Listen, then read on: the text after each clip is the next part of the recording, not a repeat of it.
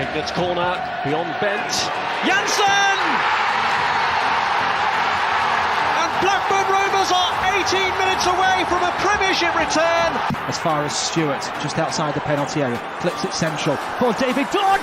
David Dunn equalises. It just had to be. Dax corner and it goes. Glance towards goal, and Rovers have taken the lead. And Charlie Mulgrew has scored his 14th of the season. It may well be the goal that sends Rovers back into the Championship.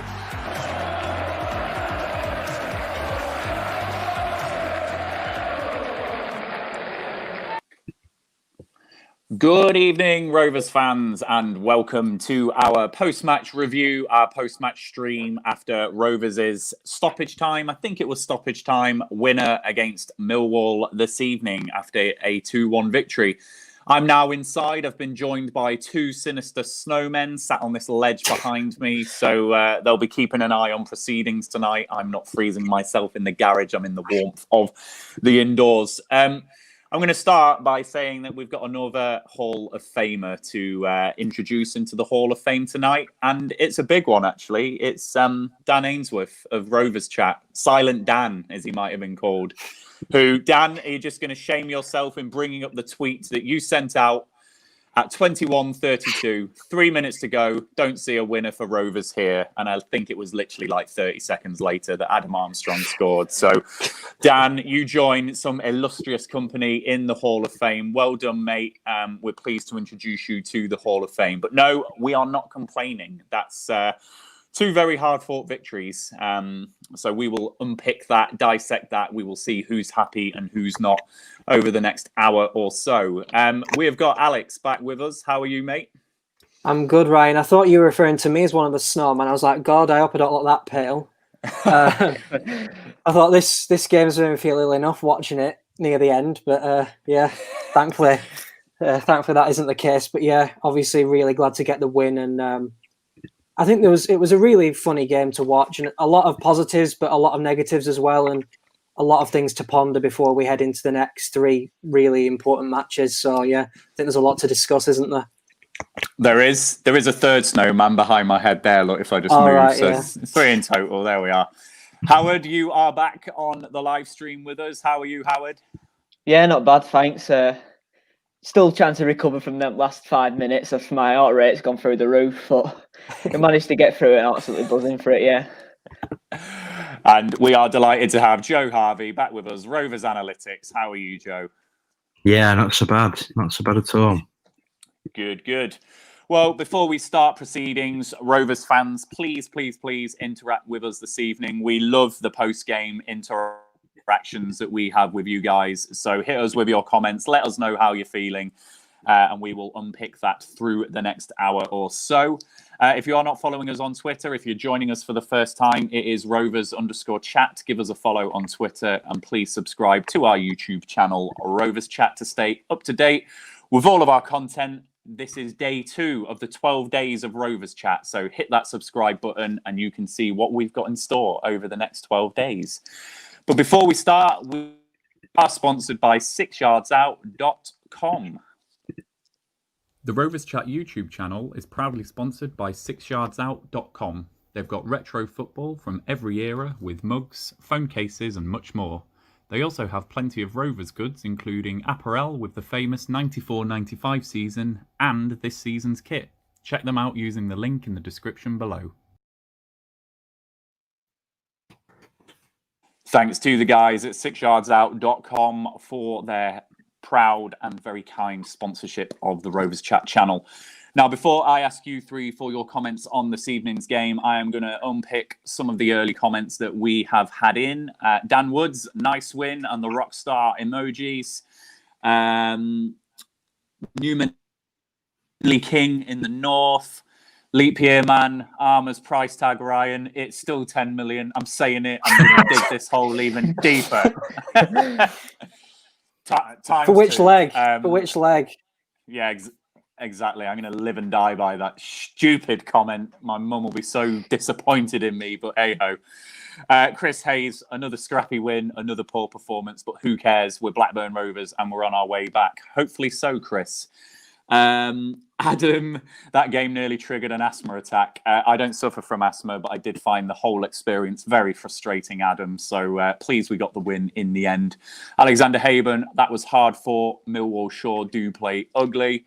Leap year man, another scrappy performance, but a win is a win. We'll take that all day. And Callum Scott, great win for the boys. Hope Brereton is okay after the horror challenge. So I'll pick up more comments in a bit. Howard, I'm going to come to you first, mate, just to summarise your thoughts. You know, did you feel it was a fair result? How do you think Rovers played? I don't feel it was a fair result at all. It was very much a smash and grab, wasn't it? But I'm not going to complain at all. I mean, for the type of results that we've been wanting, isn't it? We've been on here before talking about we need to find other ways to win games, find ourselves a plan B, and over the last 4 or 5 days, we've got 2 wins when we probably didn't deserve to win either, and it's nice to see. It's always the thing that everyone always says. It's the thing that teams that usually do quite well do is win games when they don't play particularly well. But again, it's just we're building into 3 really tough games next, aren't we? So we needed to get the 6 points, really looking at it, and hopefully we can put in a good performance in them games. But yeah, but on the whole, it wasn't really a pleasing performance. There was a lot of 5s, a lot of 6s, but no one really stood out as such. But I mean, it doesn't matter. At the end of the day, we still got the same amount of points as we did at Coventry, at Preston, and just hoping we can again just build onto it and take that momentum, if you will, into Brentford on Saturday, which is a huge game in my opinion. Yeah, it is a huge game, but we've set it up nicely with 2 wins in the last two tough games for different reasons. Joe, I'm going to come to you if I can next, mate. Just summarise your thoughts and how you're feeling after that one. Yeah, I thought it was disappointing, really. We didn't play well at all, and Mowbray's alluded to that in his post-match comments, and I think he recognises how disjointed it was today, and it was pretty similar against Barnsley. We've got Brentford at the weekend, and we're just going to have to be better than we were. I know that players were played in different positions, and some of that was forced, but quite a lot of changes tonight weren't forced. But in general, I think Mowbray perhaps needs to take a little bit more responsibility. I thought tactically we set up wrong tonight, but we've come away with the win, and that's great. And obviously, we move forward with positivity, and we go up to 24 points, and Adam Armstrong, betters Ivan Toney for another game week running, and that's good news. And it doesn't sound like Brereton's going to be out for too long either. It just sounds like a bit of swelling, maybe a couple of games, and hopefully we get Douglas back for the weekend. But in general, disappointed with the way we played, happy with the result. Yeah, and Alex, where are you? Are you like Joe? What's your thoughts and general feeling on the game? Obviously, I'm delighted with the result. Millwall have only lost 2 games all season prior to today. So I think anyone who expected it to be a free-flowing, sexy game of football, I think, was pretty naive. I think we talked before the game about, do we try and play our game that we've played all season and try and break them down in the traditional way, in the way we've done all season, or whether to kind of play Millwall at their own game and go a bit more direct. And I thought we played into their hands today. We played them at their own game, and I think they enjoyed that. I think they thrived on that. They thrived on the ball being in the air for half of the match. It was in the air as much as it was on the grass today, and that suits Millwall down to a T. And that kind of showed, in my opinion, a bit of a naive tactical approach from Mowbray. But having said that, there's games this season when we've played quite well and not won. We've talked about this before. Bournemouth on the opening day, I thought we were pretty unlucky. Newcastle away in the Cup, Nottingham Forest at home earlier in the season, even Cardiff at home when we didn't win, when we probably shaded the game. So all these things, you have to weigh all these things together when considering the fact that we may have got a result today that we perhaps didn't deserve. When you look at the course of the season, I think we probably have deserved the points total that we currently have. And that's coming from a negative Nora, I suppose. So yeah, it must be true. Yeah, I feel weirdly conflicted about this game, because the game itself probably turned out the way that we were all talking about in the pre-match. We knew it was going to be a scrappy, ugly game, and just because it wasn't 1-0 or 0-0 doesn't mean it wasn't that type of game. It was I felt at times quite frustrated watching that. It felt like a bit of a chore watching it at times. But yeah, my overriding feeling at full time is, yeah, we've got 6 points from the last 2 games and really taken the pressure off those next 3 games coming up and actually put ourselves in a really nice position now. We can go and hopefully get a win at Brentford and go above them and into the playoffs. And then we've got Norwich coming up and maybe can start threatening at that end of the table. So, yeah, I feel weirdly conflicted, but I'm not going to lie. There were times I was just sat there like, oh, God, this is a bit of a chore to watch. But we've got the victory. We've got the win. It was ultimately the game that we knew it was going to be.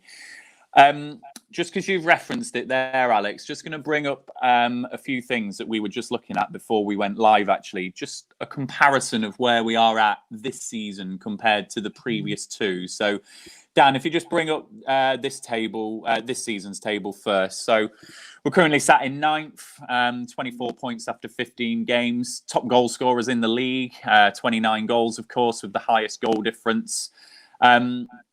Compared to last season, if we just bring that one up next, we're 6 points better off.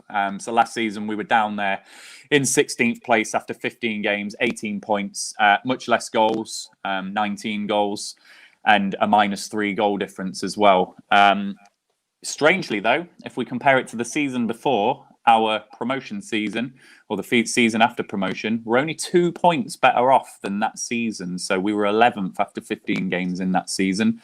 22 points, again, a negative goal difference and just 18 goals scored. So certainly an improvement in the goal scoring stakes has pushed us up a little higher in that table. And we were just discussing actually that in this 18-19 season, we were unbeaten in the first 8 games. I think it was Bristol City that beat us in that 8th game. So we rode the wave there a little bit and then lost a few after that. So I think it's been a nice, solid, consistent start. And crucially, got those extra points with a win like today, a win like against Barnsley. We've turned a potential draw into a win today, unlike the Nottingham Forest game where they get a deflected goal and it goes in. So we're looking all right table-wise and good reasons to be positive there. So I'm just going to pick up some of the other comments. People are talking about specific players here. So Ayala will get a mention. Joe Rothwell will get a mention. Who else have people mentioned here? I think that's it. So those 2 will get a mention. So if you've dropped a comment about those 2, then we will talk about those. So I'm just going to pick up some of the comments a bit lower down, Dan. So Kevin Bradshaw, as I predicted on the other pod, the pre-match pod, a close 2-1 win, but was it just me or did it look like Millwall chose their kit so it clashed against ours as it properly messed with my eyes? Now, do you know what? I am not going to rule that out, Kevin, because the way they were moaning about those handballs at the end, and we know the way that Gary Rowett is a manager, that would not surprise me if he's gone for that. But I'm not going to read too much into it. Maybe not, but it would not surprise me. Not their Michael choice. Pearson, the referee makes that decision, so I can assure you that that's not true. Nah. Michael Pearson, I'd normally worry about the standard of the last 2 performances, but shows we're always likely to pop up and score. And yeah, when you've got the division's top goal scorer, yes, it's a deflected shot, but it's a chance that he's taken after really not looking like scoring this evening. That shot he hit with his left foot is probably the worst shot I've ever seen Adam Armstrong hit. So good that he's bagged finally. Sean Fox thought Millwall actually played some good football until the end of the game. Warren Selby is win ugly, it don't happen. Leap year man, we look sluggish, but the pitch didn't look the best tonight. So we'll pick up more comments as we go through. So please do keep them coming, everyone. So Howard, we're going to focus on the players now, if we can. I'm going to ask you to just pick players or a player who you felt played well today, and just talk about their performance in general. Right, yeah. So I didn't think Ryan Nyambe was particularly the best player on the pitch, but he's someone that I'd like to talk about. I thought he put in a really good performance, but again, it was probably just a standard Ryan Nyambe performance. Really, I thought when they got a counter attack, didn't they, about the 60th minute, and it kind of fell into a 1-on-1 with him and I believe it was Jed Wallace, and the defending he did then was absolutely brilliant. It was some of the best. I mean, we didn't see that defending from anyone else all through today, and it were on such a dangerous break as well for him to force him out wide and then force him to get just in the other corner. It was brilliant. But also, getting forward as well. He was beating his man with ease as per usual. He was putting some decent balls, maybe not the best, but yeah, it was a good performance of Nyambe. But I think because I'm picking up on Nyambe, maybe shows that there wasn't particularly too many standout performances, because it was a pretty standard Nyambe performance, really. It was probably only a 7 out of 10, if that. But yeah, I'm sure the others will touch on players that maybe played a little bit better than Nyambe. But he was certainly a higher up in the pecking order than the others, if you will. Yeah, it certainly felt like it was a game where there were, as you say, a lot of those sixes on the pitch. So yeah, it is obviously hard to pull a player out. Joe, I'm going to come to you just to pick out a player who you felt contributed well today. Yeah, tough one, because I think there was quite a few players that played well, but the only player for me that can walk away having thought he'd had anything like a 9 or a 10 is probably Harvey Elliott. Obviously, a great goal, which came out of nowhere, a little bit like our half-time goal against Barnsley. It kind of came not against the run of play, but there wasn't some huge build-up of pressure that led to it. A great little assist for Armstrong, who'd made a nice run and laid it off. So yeah, the goal obviously, and then in general, I think slightly out of position in that right central midfield role. He played quite well. He assisted Gallagher over on that right-hand side, winning those knockdowns. And he was the only one really that I thought got his foot on the ball and played with a calmness. And he looked, the level above that Holtby sometimes looks, and perhaps wasn't tonight for Holtby at that level, but Elliott was. So yeah, I was impressed with him, and I think he just keeps playing well. And unlike perhaps Tyrese Doan, just has a little bit more roundness to his game and can help us in different areas, really. And for me, especially if Brereton, some are saying it's going to be a bit of bruising, and then if it's a proper lateral knee ligament, it could be 8 weeks. I think it's going to be crucial that Elliott plays. I know that Gallagher got a goal recently and hasn't been playing too badly, but I did feel like he was shoehorned in there tonight for the sake of playing him. Mowbray's obviously saying that Rothwell's hamstrings are tight in his post-match press conference, and that's why he didn't start him. So maybe that's more of an explanation. But yeah, Elliott for me did well in an unusual role for him, but I do want to see him back out on that right wing. Yeah. Speaking of tight hamstrings, I am not going to last this period of games just thinking what the hell's going to happen to Ryan Nyambe. I don't know about you guys, but I'm just like, every time he runs or tackles, I'm like, please no. So I'm not going to survive. Yeah. I feel like I'm wishing my life away just trying to get to January that Nyambe's not got injured. But yeah, that is just giving me the heebie-jeebers every game. So pray for Nyambe. Keep it hashtagging. Alex, over to you, mate. Who do you feel made a good contribution and played well today? I would echo what Howard and Joe have said, that I don't think there was many standouts tonight. And I think when we talk about subs and rotation, and maybe when we air our frustrations about Mowbray maybe not doing what we would like, I think we do have to bring an understanding that we are playing 9 games in December, and we're playing even more games in January. And with the amount of injuries we've had this year, the squad is stretched to its limit, and he will have to make some unpopular team selections that we won't be happy with on a 3 daily basis, I suppose. But if you want a player that I thought stood out to me, I thought when Tyrese Dolan came on, I thought he got himself involved in the game. I thought he made a few pretty good runs at the defence, particularly late on when maybe you thought a spell of Millwall pressure was building. He picked the ball up and run with it and really kind of relieved that pressure on the back line, which with how, I would say, unsteady the back line looked at times today, that was really necessary. I think one thing I'd like him to add to his game is that ability to maybe win that throw-in or corner, or just to keep the ball stuck up that end of the pitch. It almost seemed like he was making that great run and then showing a bit of his naivety and losing the ball again. So he can certainly add that to his game going forward. But obviously, he's 18 and playing his debut season in first team football, so he's still got a lot to learn. But I thought tonight that off the bench, as far as subs go, I thought he did quite well today. I thought he made a decent contribution. Yeah, I don't disagree with you three. I think you picked out the three that stood out the best. I think it was just a game of average performers, really. Rovers fans, if you disagree with any of that, if there's someone else you want to pick out for comment, then please do comment in the box for us.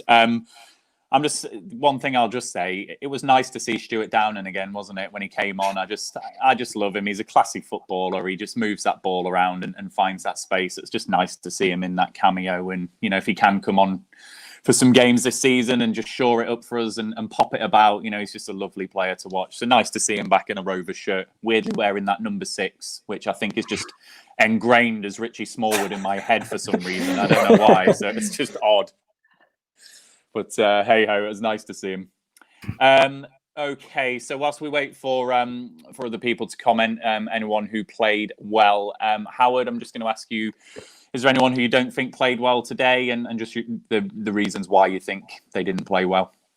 Yeah, there was certainly a few. I think I'll pick out Lewis Holtby. It was a bit of a carry on from Saturday, really, a bit of an uncharacteristic game for him. He lost the ball a lot. He struggled to really be that creative spark that he usually is in the midfield.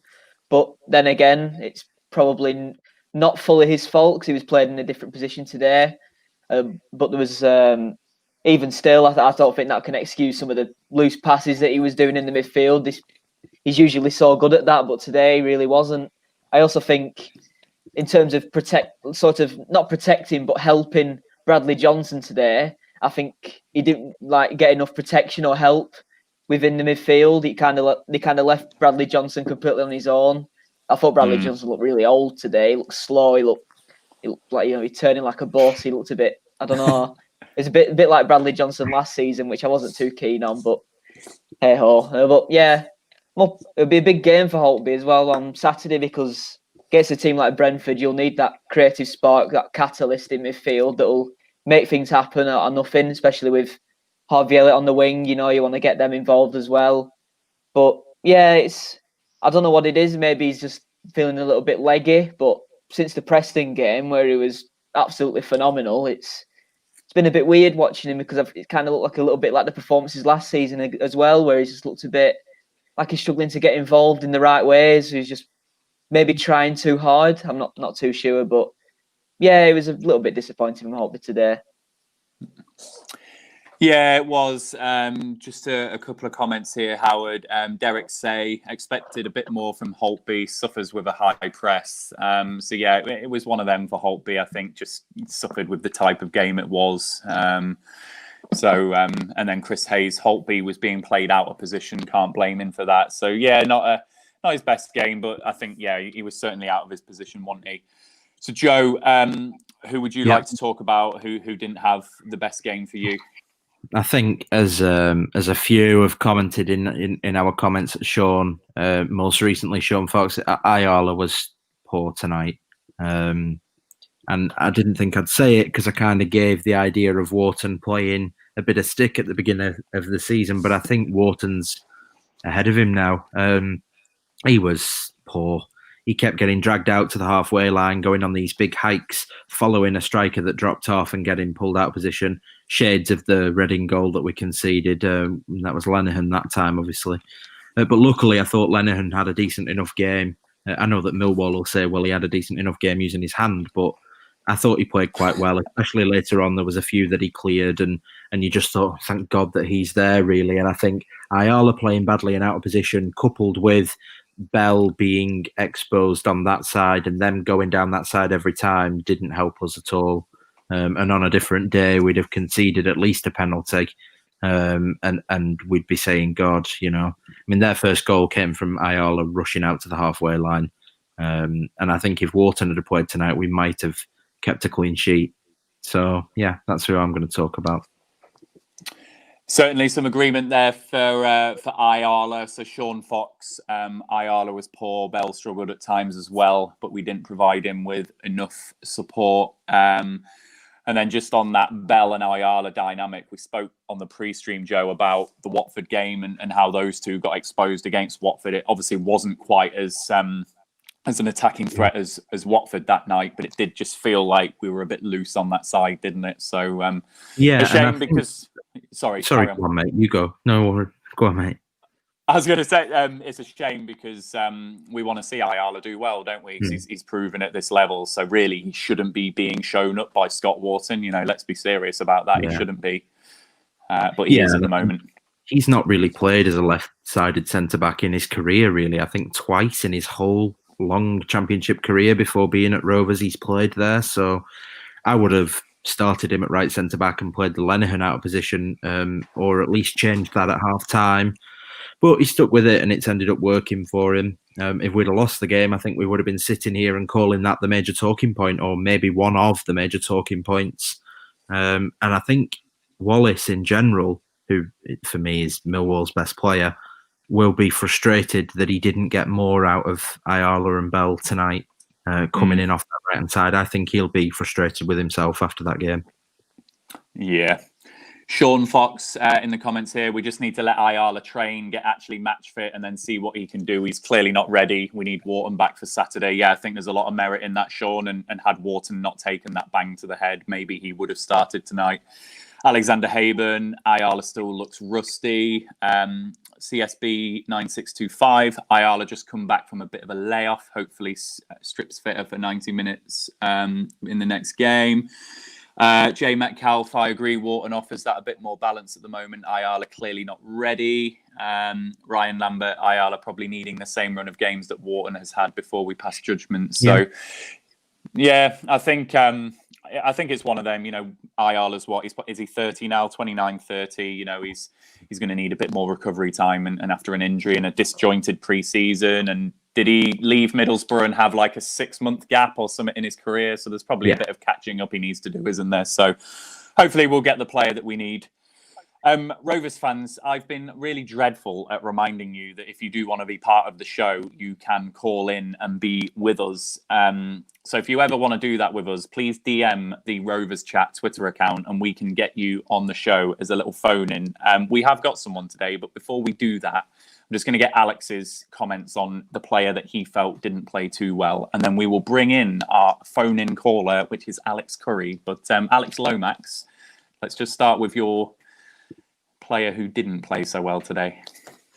I've seen a lot of comments and coming through about Amari Bell and, why haven't we picked him out as one of the weaker links in this side today. And, if I'm being brutally honest, I think the reason I've not picked Bell, and I'll go on to who I've picked as not playing particularly well, is because I think Amari Bell produced a performance that he's produced throughout his Rovers career, if I'm being honest with you.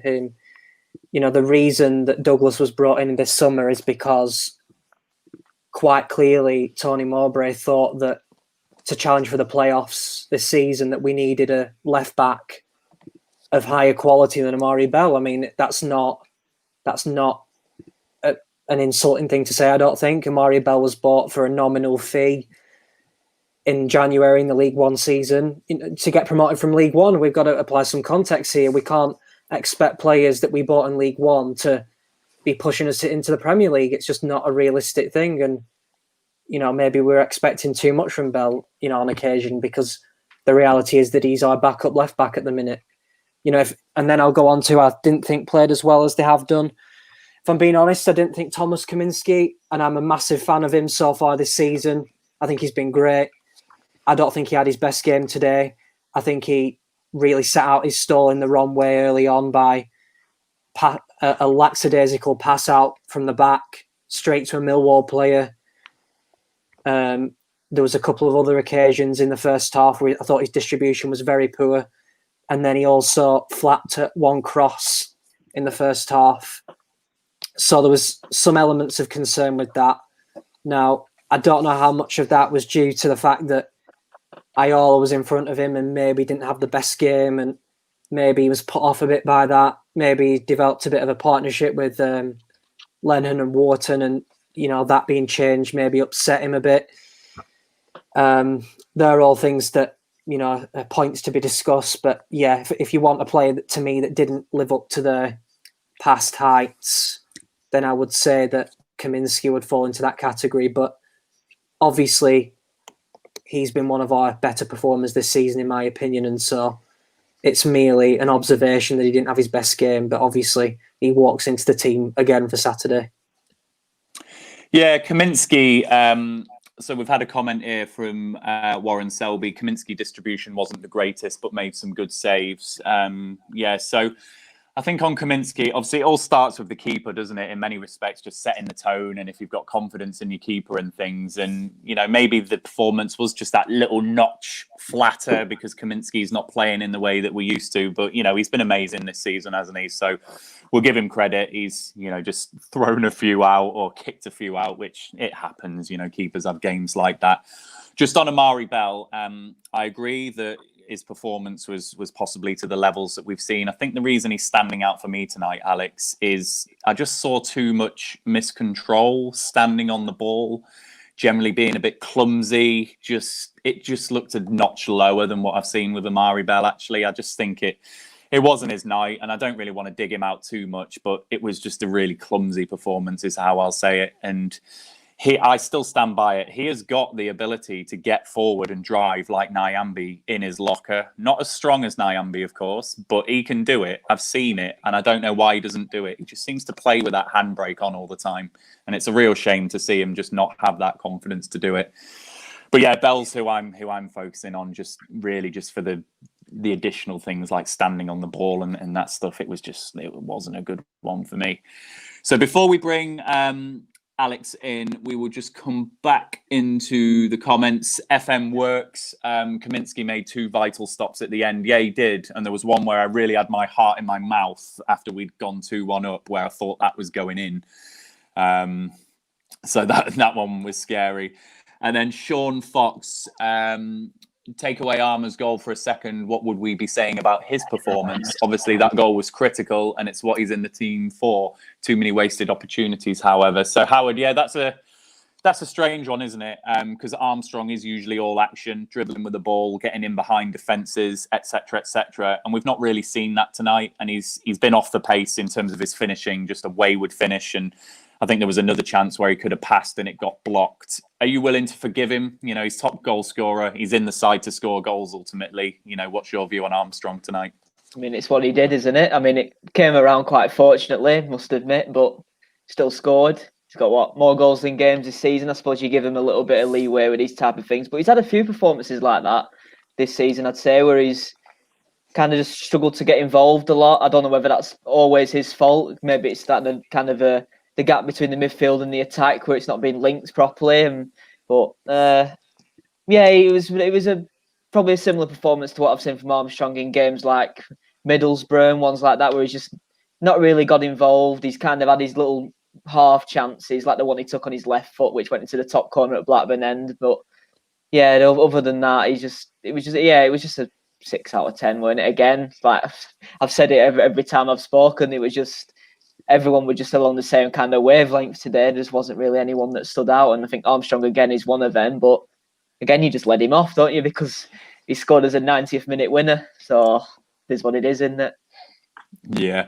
And Derek Say has picked up a really good comment here. I remember these debates quite a lot. Oh no, the Jordan Rose debate again. Armstrong scores loads, so he misses some. Do you really expect more than 14 and 14? That was always a really interesting debate about Rhodes, wasn't it? Because I used to describe to my mates, like, they were like, well, what is Jordan Rose's strongest attribute? And you're like, well, actually, he's not the quickest. He's not the strongest. He doesn't necessarily dribble with the ball, but he scores goals. And Armstrong's got a bit more than that, hasn't he? He is quicker and he can hit the ball from outside the area and stuff. 100%. So, yeah, we're not expecting more than 14 in 14.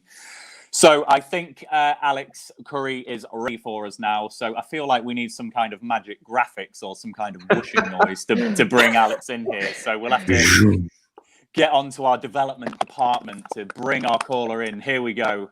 Alex Curry has joined us live on the show. Lads. Are you there?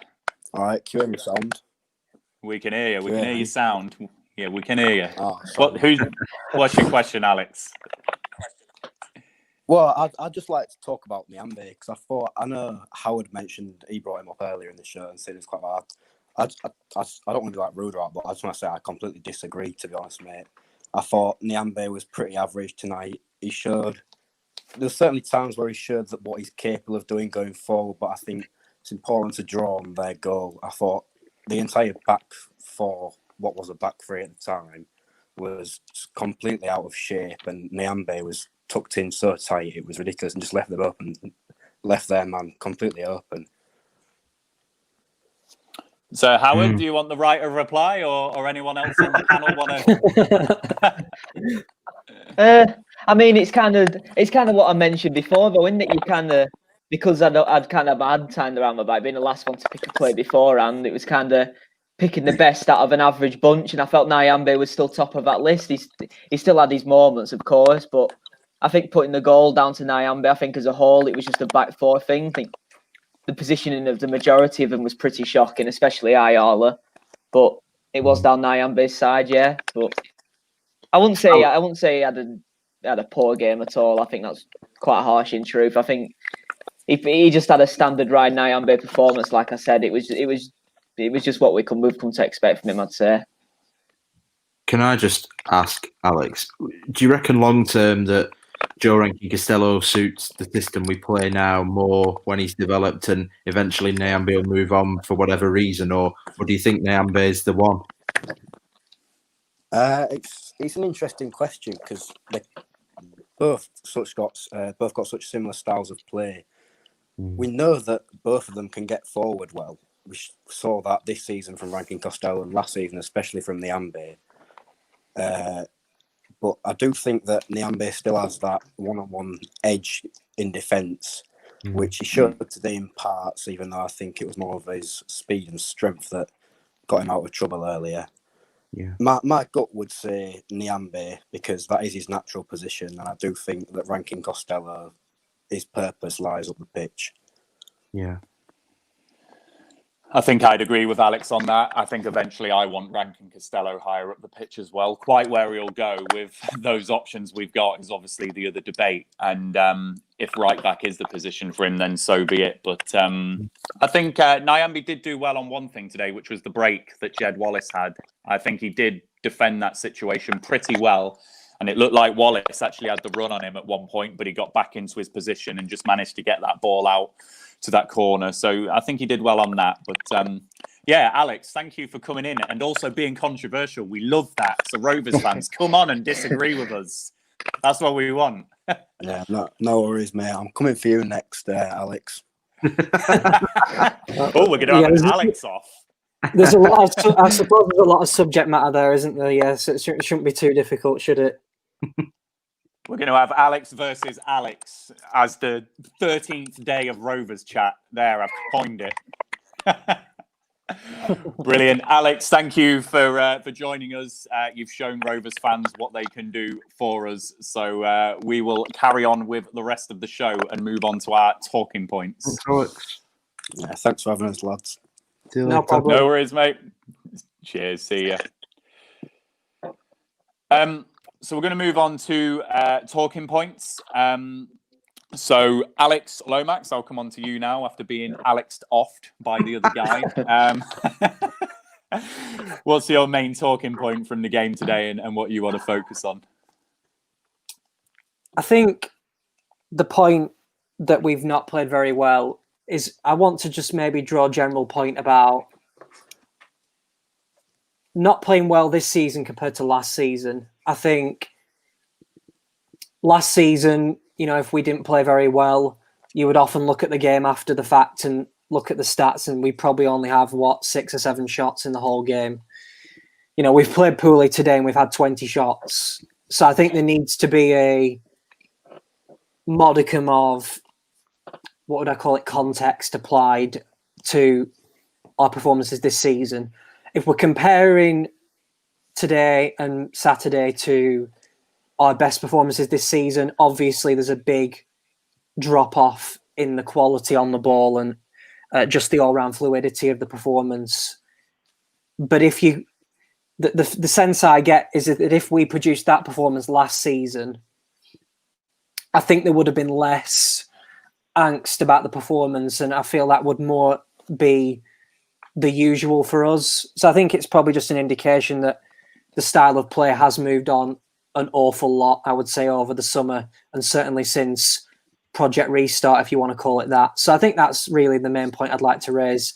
And then obviously another point, is yet another injury. I mean, when is it ever going to end?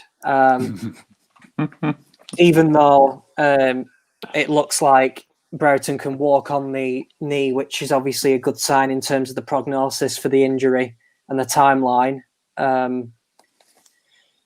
Yet again, it's going to be a disrupted team on Saturday, isn't it? It's we can't buy a break with regards to selection and injuries this season, and I just hope that Brereton being out of the team kind of coincides with Dak getting back to full fitness, and maybe the debate that we've had for the past several months about Dak, where will he fit in? Will he fit in? Will he not fit in?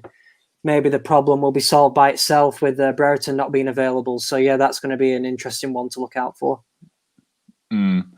Joe, before I come to you, I'm just going to pick up the comments we had on the Ryan Namby discussion. So Michael Pearson, Ryan played well, saved us second half when he tracked 2 Millwall attackers for 80 yards. Yeah, that's the one I was talking about there, Michael.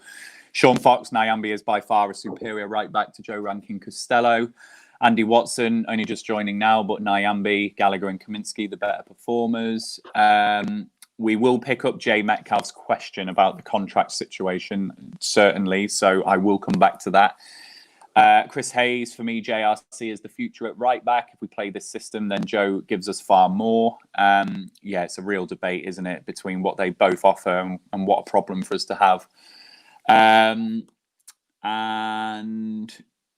Sean Fox, in response to Chris Hayes, yeah, JRC is very good, very promising player who gives his all, but he's not a defender and doesn't have the near physical gifts of Nyambi. Not even close to me, Nyambi, greater than JRC at right back. So we're going to be having this discussion for a while, I think, on those two. But I like the fact that we are having that discussion and not putting square pegs into round holes all the time. Actually, we've got two players that clearly can play that position pretty well, so it's nice. Yeah.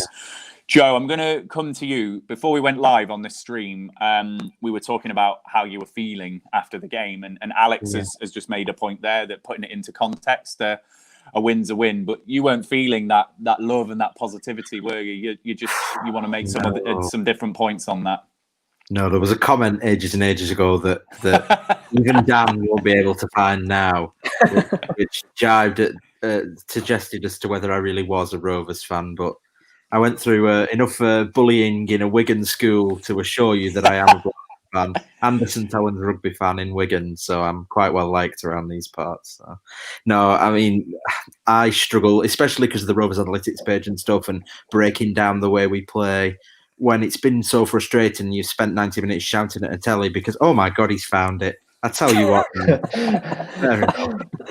He saved it. He's bookmarked it. He's mugging me off. Last week, I was the height of BBC and ready to kick off my TV career, and I've been brought back down to earth tonight, haven't I? But yeah, I mean, when you've shouted at a telly for 90 minutes and you can see what's going wrong, and you know, I think it would be way too reactionary and a little bit hypocritical to say, "Oh, we've won, everything's fine then." Because if we'd have lost that game, we would have spent an hour depressed and talking about who was awful and saying that Armstrong missed way too many chances and talking about the handballs and talking about Ayala and talking about how Mowbray got it wrong when he put Bradley Johnson as the furthest forward player on the pitch for 10 minutes and John Buckley up front as striker for 10 minutes as well. I mean, all of those decisions, if we hadn't have got a little bit of luck, we would have been absolutely scrutinising Tony Mowbray. So I try to take the result out of it, really, and talk about the way we played. And Mowbray admits it. We weren't good enough, and we're not going to get into the top six playing that way. So, unlike the Preston game, I'm not sat here beaming from ear to ear, delighted with the way we've played, because we just haven't played very well. And whilst it's nice to win, I don't feel the same way that I did after Barnsley. And I don't think I'm going to be ecstatic all week after tonight's display like I am most times that we win. I think for me, it's one of those games, Joe, that I might end up looking back on in about 5 to 6 games. I think any team in a season is going to have results like tonight where they get the deflected last-minute winner. You know, Nottingham Forest did it to us. So every team's going to have that, and you're going to have those games where you don't play well and get the win. But I take on board your point. You know, if we get 5 or 6 games down the line and we've carried on playing in this way, then, yeah, it's a more concerning result, isn't it? If this is a one-off... I will say it in any way proves the credibility of my supportership of the club.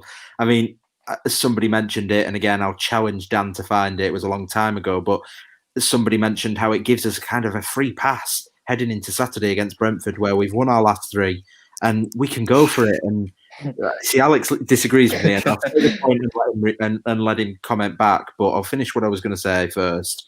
See, he's found it. Dan, I tell you what, right? I'm going to have to make this more hard for him. He finds them all. But I think it does. I think it means we can go to Brentford and play our way and get the team out that we want to play. And if we lose the game, we lose the game because Brentford are a top team. But it's off the back of 3 wins in a row. So when you win a game like this where we didn't play well, and we've scraped it, it really does give us that freedom away from home with some fans in London as well, because they're going to have 1,000 home fans in as well. So it gives us a really good opportunity to go and spoil the party. And if we don't win, oh well. If we'd have lost tonight, there would be so much pressure going into that game. So yeah, I agree. I think it gives a free pass, really. So Alex, I'll give you the right to reply because you were shaking your head. So what were you shaking your head about? I just don't think any game in this league should be treated as a free pass. I think that's my angle. I don't disagree that with the principle that tonight's win and Saturday's win takes the pressure out of the next 3 in terms of needing a result, like desperately needing a result to stay within the fight. What I would say is that I just hope that Mowbray doesn't go into any game this season with the attitude of, oh, it's a free hit. You know, no game is a free hit in this league. You know, we should be going into every game trying to win it, and I'm sure we will on Saturday. We've done that every game this season. I can't criticise Mowbray for that. We've gone into every game trying to win. So yeah, no game's a free hit, but or a free pass, should I say? But yeah, I'm not going to be crying if we play well on Saturday and lose to Brentford. You know, they're a top team. You know that it's all in context. Yeah. So I'm always a positive fan, aren't I? I'm probably right up at this end of the spectrum. So I'm going to always be looking back at this game in about 5 or 6. And Joe, you can come and say I told you so in 5 or 6 games if we've carried on a dreadful run of form. But I'm going to take that one, to use a Mowbray phrase. We'll put it in the bag. We'll move on and hopefully carry on playing well over the next few games. So let's see what happens and go to Brentford with confidence. Howard, I'm going to come to you about a different talking point now. I must say, I didn't have the best view of it on Sky Sports because they don't do replays or anything. But I am going to go back, Dan, to the comment from HFTV. Millwall fan here, your players punched the ball in the box 3 times. So, you know, the sentiment is there were a few handball shouts in the box. I don't know if you watched the game on iFollow or had the benefit of any replays. Did any of those look like penalties for you? Have we got away with anything tonight? I didn't watch. I watched it on Sky Sports, so I haven't seen replays of any of them. But I don't know. The 2 at the end, they could have been. I have no idea. But they seemed to me a lot more out of desperation than anything. And it would have been the last one as well when they were running towards the ref and they all had their hands out. It was quite funny, to be honest. But I suppose it would be funny if it were us, would it? But yeah, I have no idea, to be honest. It's something I definitely have to see again. I believe was it the Lenihan one in the first? Was it Lenihan or Ayol? I can't remember who it was. But I was told that it was by Lenihan. I don't know how anyone would know. I don't know whether you can say whether it was. I have no idea. But yeah, I'd heard that the first one was, but I have no idea about the last 2. Like I said, I think they were just more out of desperation, weren't they? We've done it before. Every team does it. They just get into that last minute. They've conceded in the last minute. They've only got a few minutes to try and get something out of nowhere, and you just claim for everything, don't you? Because you know what refs are like in this league. They're all spineless. They'll just give something if they have a bit of pressure put on them by a couple of players. So I suppose they were just trying to look, maybe. But then again, I might be completely wrong. They might have been completely unfortunate and maybe deserve 3 penalties. So you never know, do you? And Howard, just to stick with you on a different point here, from Michael Pearson, 2 poor performances on the spin, it would normally worry me. So, you know, the Barnsley and Millwall games, arguably, you know, you could say the most we deserve from those games is 2 points, you know, 2 draws, for example. So we've got 6 from them. You know, are you worried that it's 2 poor performances in a row, or are you giving credit to Millwall and Barnsley for the different ways that they've played to come and frustrate us at Ewood Park? You know, our home ground, where we have dropped a lot of points over the last few years? I certainly give Barnsley credit. I thought Barnsley were, in my opinion, one of the better teams to come to Rovers last season, and they were again this season.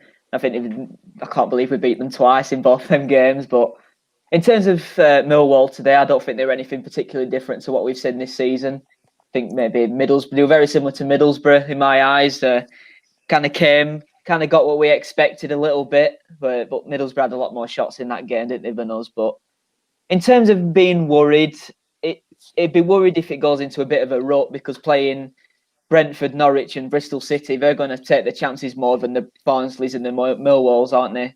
So we'll definitely need to step up our game going into them next three, because we can't afford to be doing the silly things, the easy things wrong, like the Johnson and the Holtby's giving the ball away, little things like that. It didn't happen against Preston, and you're kind of hoping for that to come back, because we'll need to try and push up our performances a little bit more from the individuals. But it's a massive positive to me for us to get It's a massive positive for us to get 6 points out of them 2 games, because I remember the very first stream I did, which was the Watford game, where we had the discussion about a plan A, with us the plan B just being to use the plan A again. And it's good to see that we're actually showing that grittiness to our game. We're kind of almost, I won't swear, but yeah, you know what I'm trying to get at. Just dirty wins that that you don't like to watch, but you love to get. And it's something that we didn't do a lot last season, which I think cost us a lot of points, and it probably drifted us too far away from the playoffs. So seeing it twice in 5 days or 4 days or whatever it is, it's different. But I certainly won't say I'm worried from it, because these players have stepped up a lot in games this season. They've maybe not got the results, but they've certainly showed the performances against the higher end teams like the Watfords and the Bournemouths. And I think in them games we got a little bit unlucky with certain things. So hopefully going into Brentford, who are, I would say, a little bit better than them 2 teams, in my opinion. I think if we go in like that, there's no reason why we couldn't do what we did last season and get a couple of decent results against them. Yeah, absolutely, Howard. Absolutely. Alex, I'm going to come to you on a slightly different question now. So in the pre-stream, we spoke about 2 things. One was the substitutes bench and potentially having to use that to change the game a little bit. So the first question is, do you think that Mowbray's substitutions made any kind of impact today? And then secondly, we changed it up today with no Joe Rothwell and had Harvey Elliott in that position, sat behind the 3 up front. Do you think that experiment, that formation ultimately worked? So sorry, 2 questions there. I think Harvey Elliott in the midfield 3 can work. I think the big difference for me, though, was the lack of Rothwell. I think Rothwell makes the midfield 3, really. I think the presence of Rothwell, we don't really have anyone like him in this side, in this squad. And when he isn't in there for whatever reason, be it fatigue, injury, or being dropped, we just don't have that little bit extra drive in that midfield, which is no fault of Harvey Elliott. It just isn't his game. I feel that if you want Harvey Elliott to go in the midfield, you're probably better off replacing him with Holtby, a sort of similar style of player, more similar than Rothwell and than Elliott. So I don't disagree with what he did in the first half, particularly as Joe Rothwell was obviously being managed in terms of his minutes. If you want me to give my opinion on the second half substitutions, I thought they were ridiculous. I thought the shape of the team after the triple substitution was bizarre, if you want the right word. I think, like Joe said, ultimately we can't be too hypocritical here. If we'd have lost this game 2-1, in injury time, I think there'd have been a lot of criticism about the style and the shape change when the substitutions were made. My big criticism of Mowbray since he's been manager has been the tendency late on in games, particularly at home when we've not been winning, the game's been going against us slightly, is to sort of chuck on as many players as possible and play them in an advanced attacking role and not really play with any recognised striker. And we saw that, didn't we, with John Buckley and Joe Rothwell kind of almost playing as number 10s almost on the edge of the box, and Armstrong and Dolan wide. I just thought it was a ridiculous setup to me. It just didn't look right in any way, shape or form. I think the 4-3-3 has served us very well this season. I don't see any reason to deviate from that unless we have to due to personnel. So yeah, I thought that was bizarre. And I just think it's something we talked about on the 1875 podcast that we've not yet released, but I think it's going to be released at some point this week, is when Dak comes back, do you move Armstrong from the middle out to the left? And my answer was absolutely not. You know, can you imagine being Armstrong on that training ground? You've scored 14 goals already this season, and the manager comes up to you and says, Adam, on Saturday, I'm going to be playing you out on the left. If I was Adam Armstrong, I'd have some pretty strong words to say in response. And I just thought that was a really foolish formation and shape change tonight. Ultimately, we got away with it. We've won the game. But as Joe said before, if we'd have lost the game tonight in injury time, there'd have been a lot of flack coming Marbury's way. So just, Joe, before I come to you, picking up some comments here. Leap year man, without Rothwell, we lack the legs in midfield to cover the ground. Bradley Johnson and Holtby look slow tonight. Sean Fox, Buckley was like a headless chicken, got nothing out of him there. No clue what the thought there was. And then Ryan Lambert, difficult to pass through a high press, which is why I think Holtby struggled tonight. So Joe, you've been an advocate or certainly explored the possibility of Harvey Elliott in that midfield three. From a tactical sense and the stuff that you do with the stat show and stuff like that, you know, what did you make of Harvey Elliott in that position and how it was for Rovers overall tonight? Yeah, it was a bit weird, wasn't it? I was frustrated with the shape even at the start. I mean, Johnson played as like a really deep holder, and then Holtby played the two-guy role just around the central box in the middle of the pitch in that circle, and then Elliott practically played on the right wing with Gallagher for the first 45 minutes, and we just didn't really have a midfield, and it was just a bit baffling. But yeah, I thought Elliott played well. I think he can play in that role, but I think Elliott suits the right central midfield role, which is where Holtby needs to be. So on Alex's point about Dak, he's not going to put Dak up front through the middle. The system is there for us to create chances for the central striker to run in behind, and I just don't think he'll do that. I think if Armstrong was out injured, he might go to this false nine thing and put Dak there, but I just can't see it happening. And I get the feeling, and I might be wrong on this, but I get the feeling that he actually, having looked at the post-match comments, Armstrong did have a little bit of a niggle towards the end. I wonder whether he put him out left to kind of keep him out the firing line a little bit, because that central striker does have to do a lot of pressing. And I wonder whether he thought, right, John Buckley, you know, he's not one of them where if he pulls a hamstring running to chase the goalkeeper, we're going to miss him too much. He's got loads of energy. And someone even said then he ran like a headless chicken. Well, I think that's what he was sent on to do, really. Go on through the middle and put loads of pressure on them, and Armstrong can rest his legs and hopefully nick us one. And luckily it's worked for him. Like Alex said, I agree. If it hadn't worked, we'd have all been a bit like, for Christ's sake, what are we doing? But it worked, and I guess quickly we move on. And in some ways, it's like we've just got to forget about it. Millwall will probably spend the next few days before their next game talking about how they deserve more. For us, I think if we overanalyze this game, we'll just come away from it thinking we didn't deserve to win and that we're not as good as we think we are. And we've got to go into Brentford thinking, yeah, we've won our last three. And Elliott's a huge part of that. To bring it back round to the question you asked, he's got to play against Brentford. I think he can get 10 goals this season, 15 assists as well if he stays till the end. Brereton, I think, can get 10 once he's back. Dak will get at least 5 if he plays in midfield.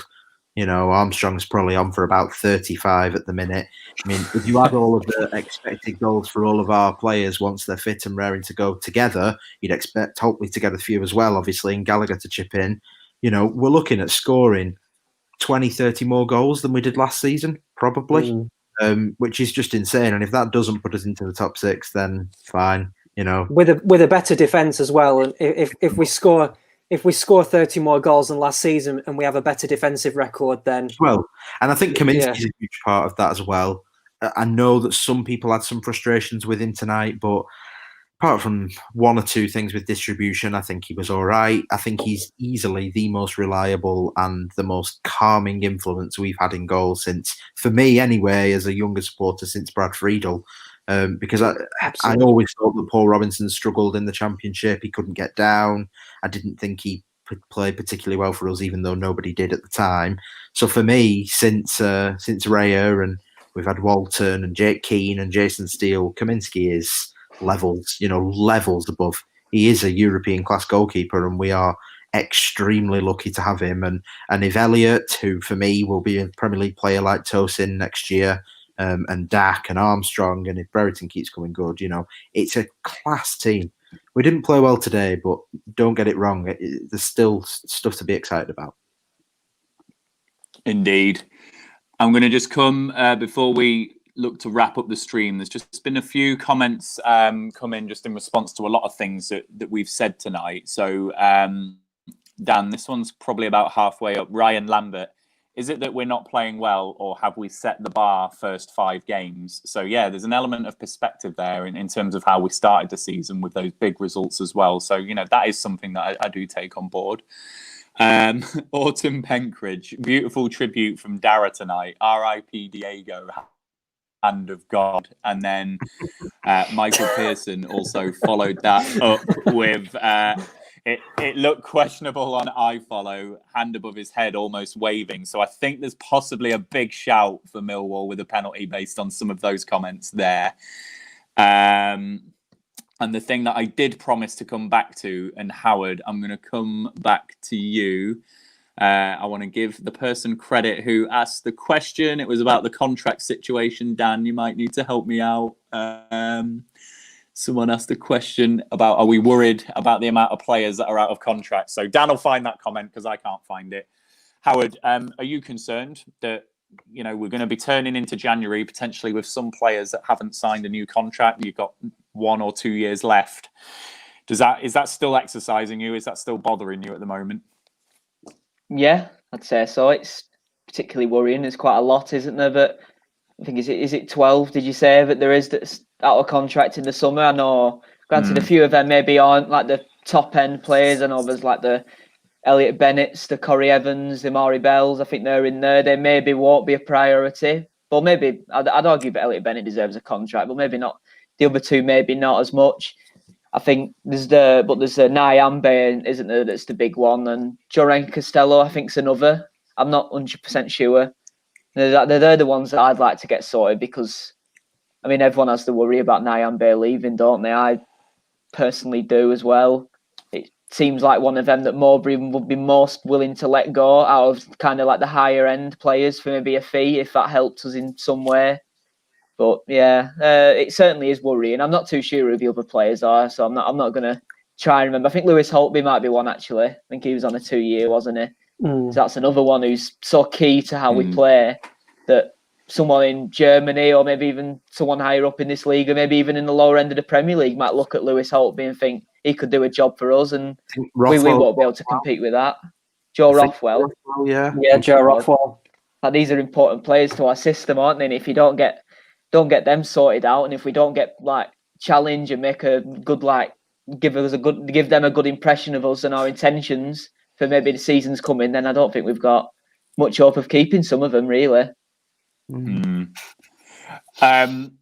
So just a few comments in response. I must say Autumn Penkridge has got some rivalry for comment of the night, which I'll come on to in a moment. Alexander Haben, will we survive the January transfer window? Ryan Lambert, do you get the feeling that if we don't make top 6, key players will leave? We're back to square one. So we've certainly spoken about that, Ryan, on pre-match streams about echoes to the Gary Bowyer time and just losing players and that squad dismantling. So I still think there's some fear there. Hunter's Army is back with a vengeance. Bell can be offered a redundancy package in January. And then Oves 2006, who's rivaling for comment of the night. I would put Bell on furlough now, so possibly a bit harsh on Amari Bell there, but they're trying to steal Alton Penkridge's thunder. So I think you currently the three-way tie for comment of the night for those three. I do like chuckling at some of them. So, Rovers fans, like London buses, we have got a second phone-in guest, which is exciting. I've still got no graphics, I'm afraid, though, so I'm just going to have to do a pretend whoosh, and Andy Watson should be joining us on the show. There we go. It worked. Hey, guys. So, you okay? Here he is. Good, Andy. How are you, mate? Fine. Yeah, not too bad. I couldn't let you have, like, every night to yourself, Ryan, so I had to jump on a live stream for... I'm trying to get on every night of Rovers Chat thing. See if I can do it. You've even done your hair for the occasion, so obviously... Mate, the quiff will never die. What's your question then, mate? Who's it for? Well, I guess it's for the panel in a way. I just wanted to kind of round off the show by kind of pointing out that, yes, we're not playing that well at the moment, but we are winning matches. And we've seen Norwich being turned over by someone we've struggled against with Luton. They've actually won. And Preston turned over Bournemouth, who were obviously at the top of the table as well. And we've just come off thrashing them. So the question is, are we actually, even though we're not playing that well, positioning ourselves in quite a nice little position for a top 6 finish? So I know, maybe Alex first, because I know how positive he usually is about these things. Oh, don't put me on the spot like that. Jeez, right. Come on. Just say yes and see how positivity feels. I mean, if you look at the table, I mean, we're only 3 points off second place and 4 points off top. And you consider that with it's considering the amount say of yes, Alex. Considering the amount of I'm going to qualify what I say, don't worry. Considering the amount of injuries we've had and not really having a fully fit squad as yet, I think if we can get to a point where we have more players fit than we have had, then I don't see any reason why, if we don't carry on playing like we have been, that we can't make the top 6. Yeah, I agree. You've got me on that. I'll go with Howard next. I think in terms of getting into the top 6, I think the big thing for every club around there is just the consistency of it. I mean, teams like Norwich who are losing to Luton, it's just a bit out of nowhere, isn't it? Same with Bournemouth. Like, as good as they might have seemed at one stage, they're really not. And I think this league's really, really open. I think there'll be teams lower down than us now who will suddenly shoot up there. I still think Nottingham Forest could be in and around there. I don't know why, I still do, but I do. But yeah, it's just the consistency of it. I think if we play like we did last season, where we lose the silly games, but we win the ones that we probably shouldn't, I think we'll just end up being in a similar position as we were. But seeing the last 2 games, the positive results we've got out of playing not well, it kind of fills me with a lot more confidence than I had, say, during the international breaks here. Joe, you've said in the show already that you don't think we are a top 6 side. No way. And well, answer me this with a nod or a shake of the head, and I'm sure everyone will make the same gesture. In January, a £30 million bid comes in for Adam Armstrong. Nod if you would accept it. Yeah. If it was from a Premier League club, yeah. I mean, one thing that I think is going to derail the season is definitely Adam Armstrong, because he's the reason we are where we are. If he doesn't keep scoring, or if we lose him via injury or transfer, we're snookered. Because, Ben Brereton's not going to get 20 goals in a season despite his improvements, and neither is Sam Gallagher. And then obviously the second thing to add on to that is that we've been playing so well without fans. And to have a stadium with 10,000 people in March, it's going to change things. This team tonight, I mean, the way we played first half against Barnsley and Millwall, there would have been boos coming out of the Blackburn end 20 minutes in, most likely, because that's what we're like, or at least what some people are like. Headline: Joe Harvey says, "Keep the fans out of Ewood." Yeah, honestly, yeah. If it means going up, I'd happily not go to Ewood until 2022. If it means we go to the Premier League, because we are a young side that clearly require confidence to play well, and any kind of stick from the fans or any kind of pressure doesn't sit well with us, really. I don't think we'd have won 3-0 at Preston with 7,000 fans in the away end. I really don't. Because it's a lot of pressure. And I think Ben Brereton folds under that pressure, Sam Gallagher, Harvey Elliott's 17, Tyrese Dolan, that'd be a lot of pressure. Armstrong probably would cope, and maybe Dak as well. But in general, and I'm not trying to be negative, but there's so Sounds many... a bit like you are. It's like even Alex said yes. Yeah, Come on. well, sorry. Get called I'm called the negative one on this stream. Yeah. I'm happy to Ryan, come on. You never get to answer a question. You're always asking them. So I'll ask you, what do you think? Well, there's a couple of cliches I'm going to draw on. So tonight we've played poorly and won. That's a good sign, because they're games that we've lobbed away in the past, haven't we? And we've dropped points. And I do think, I was hearing the Millwall fan yesterday on the other side. Their injury record's dreadful. And they don't have the squad depth that we do. We're still putting out good sides compared to a lot of teams. We do have some depth. I think Joe is right, though. It absolutely centres on whether we get through January still with Adam Armstrong. And you're going to have a Premier League team panicking in January. There'll be one. There'll be someone like Newcastle or West Ham or someone. There'll be loads of them. Someone will panic and it will happen. And they'll bid for either Ivan Toney or Adam Armstrong. Now let's look at it. Tony's probably on a longer contract at Brentford, and they can probably afford to pay him a bit more and keep him there. You're then looking at Adam Armstrong. 2 years left on his contract? Are Rovers in a position to say no? Probably not. Obviously, I'd sell him for 10 million, as per my previous comment, not 30 million. So, but no, the point is, I think we're going to do well to get past that January window with Armstrong. Then you're relying completely, I think, on Bradley Dack coming back and hitting the ground running.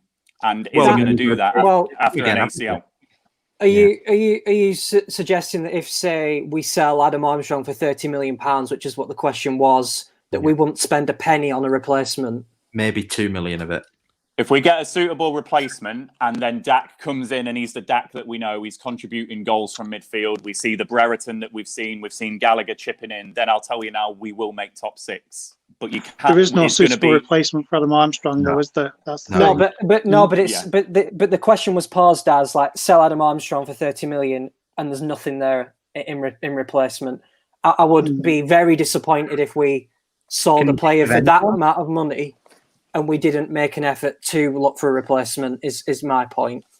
I can't think of anybody that's realistic that could come for 30 million that would be as good as it. Yeah, I don't think we would get a replacement as good as Armstrong. That's 100%. I agree with that 100%. Yeah. I just contest the point that we wouldn't look to replace him in any way. Yeah. I think that would be. Yeah, that's true. I think we'd have to change the way we play again, wouldn't we? And we'd have to go back to Dak and maybe try and find a more of a Danny Graham type to come in. And, if we lost it, he's not going to do that, though, is he? He's the stats show that I put up yesterday with Stevie Grieve.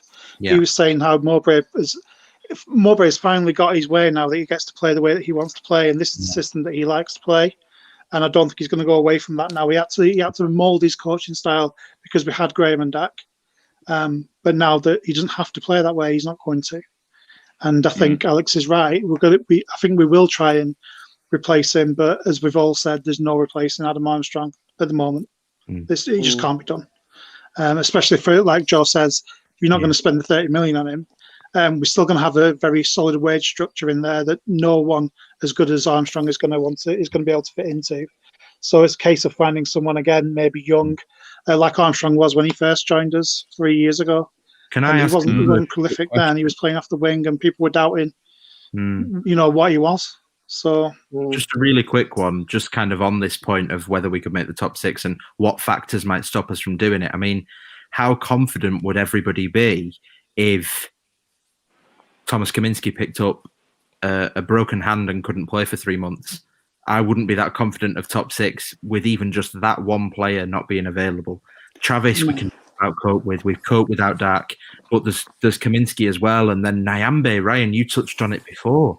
I mean, God, Rankin Costello and Bennett are both out. I mean, what would we do? Would we put Tribal at right back or something? Or Lenihan and play Ayala and Wharton, or play a back five? I mean, the injury crisis at the minute, we are doing so well considering, because like there are so many players out, and it would only take one or two more for this to topple over, in my opinion.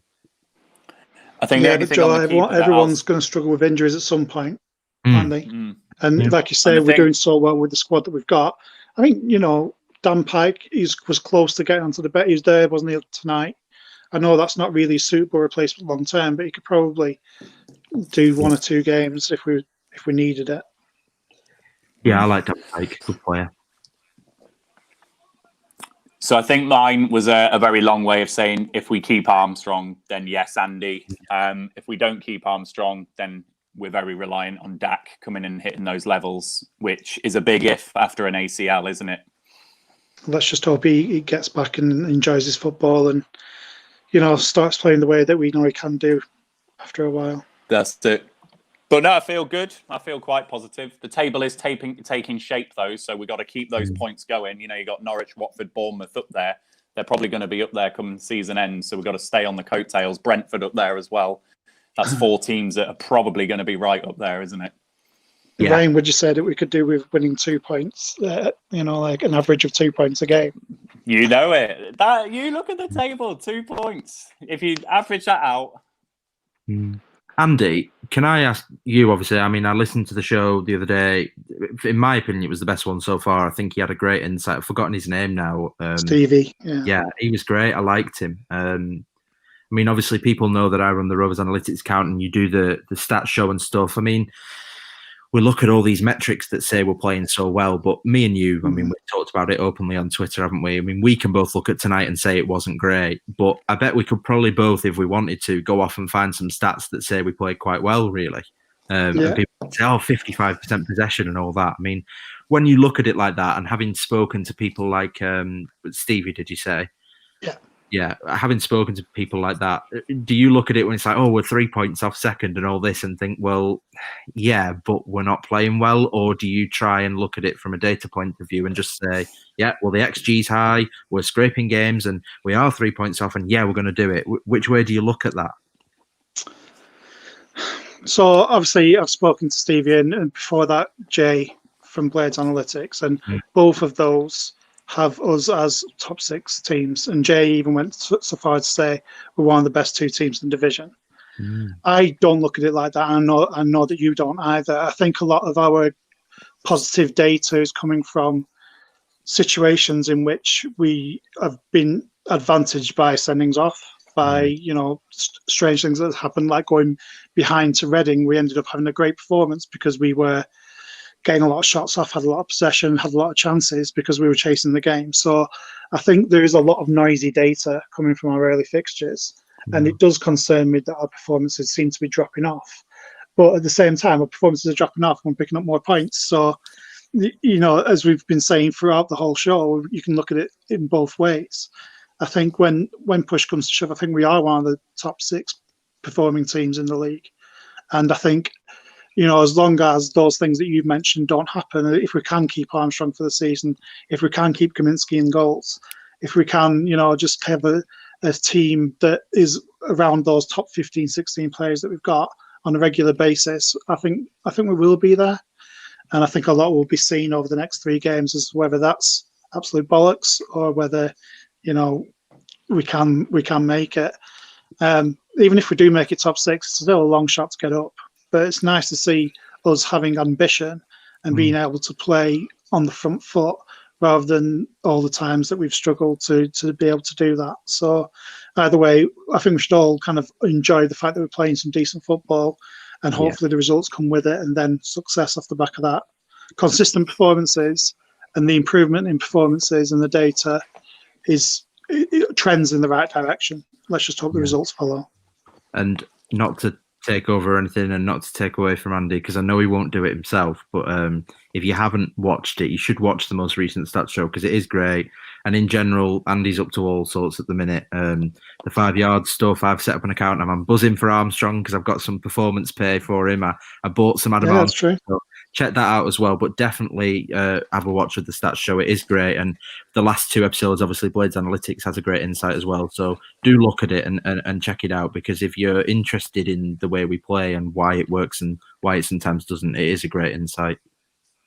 Cheers, John.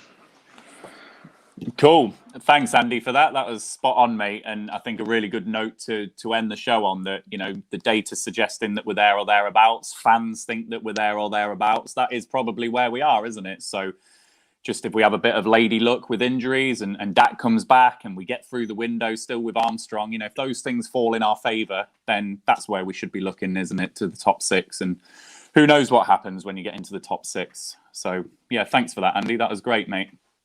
No problem. See you all soon. Great show again, guys. Well done. Yeah, to Andy. Thank you, Thanks, Andy. mate.